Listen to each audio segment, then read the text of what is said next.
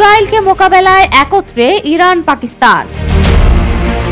ফিলিস্তিনের স্বাধীনতাকামী সশস্ত্র সংগঠন হামাস নিয়ন্ত্রিত গাজায় আগ্রাসন রুখতে এবার এক হয়ে ইসরায়েলকে মোকাবিলার সিদ্ধান্ত নিয়েছে ইরান ও পাকিস্তান। ইরানের সর্বোচ্চ ধর্মীয় নেতা আয়াতুল্লাহ আলী খামেনির সঙ্গে আলোচনাকালে পাকিস্তানের প্রধানমন্ত্রী শেহবাজ শরীফ একথা বলেছেন। ইরানের সরকারি বার্তা সংস্থা ইরনার উদ্ধৃতি দিয়ে এএফপি এই খবর জানিয়েছে। চলতি বছরের শুরুতে পাকিস্তানের বেলুচিস্তানে হামলা চালায় ইরান। সন্ত্রাসী আস্তানা লক্ষ্য করে হামলা চালানোর দাবি করে তেহরান। ওই ঘটনার পর দুই দেশের মধ্যে উত্তেজনা শুরু হয়।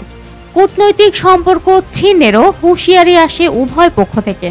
তবে সম্প্রতি ভারত পাকিস্তান দ্বন্দ্বের সময় দুপক্ষের মধ্যে সমঝোতার বিষয়ে এগিয়ে আসে ইরান। এবার তেহরান সফরে গিয়ে নতুন সূচনার ইঙ্গিত দিয়েছেন পাকিস্তানের প্রধানমন্ত্রী। তেহরান সফরে গিয়ে প্রথমে দেশটির প্রেসিডেন্টের সঙ্গে সাক্ষাৎ করেন শেহবাজ।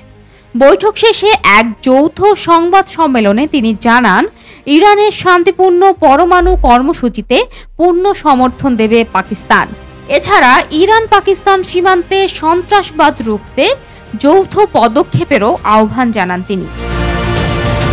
পাকিস্তানের প্রধানমন্ত্রী আরও জানান, ইসলামাবাদ কখনোই আমাদের ভূখণ্ডকে তেহরানের বিরুদ্ধে ব্যবহারের অনুমতি দেবে না। সংবাদ সম্মেলনে ইরানি প্রেসিডেন্ট বলেন, গাজায় চলমান গণহত্যা বন্ধে পশ্চিমা বিশ্বের নির্লজ্জ নিরাপত্তার বিরুদ্ধে এবং ফিলিস্তিনি জনগণের পক্ষে পাকিস্তান ও ইরান ঐক্যবদ্ধ। এরপর ইরানের সর্বোচ্চ নেতা আয়াতুল্লাহ খামেনির সঙ্গে বৈঠক করেন পাকিস্তানের প্রধানমন্ত্রী। শেহবাজ বলেন, পাকিস্তান মুসলিম বিশ্বের মধ্যে ইসরায়েলের বিরোধী অবস্থানে অবিচল থেকেছে। একই সঙ্গে তিনি গাজায় ৫৪,০০০ মানুষের নিহত হওয়ার ঘটনা আন্তর্জাতিক মানবতার উপর এক গভীর কলঙ্ক বলে আখ্যা দেন। জবাবে খামেনি বলেন, ইরান ও পাকিস্তান যৌথভাবে কাজ করলে গাজায় ইসরায়েলি অপরাধ বন্ধে কার্যকর পদক্ষেপ নেওয়া সম্ভব। খামেনি সীমান্ত নিরাপত্তা, সন্ত্রাস বিরোধী সহযোগিতা এবং ইকো-সংস্কার সক্রিয়তা বৃদ্ধিতে পাকিস্তানকে একসঙ্গে কাজ করার আহ্বান জানান।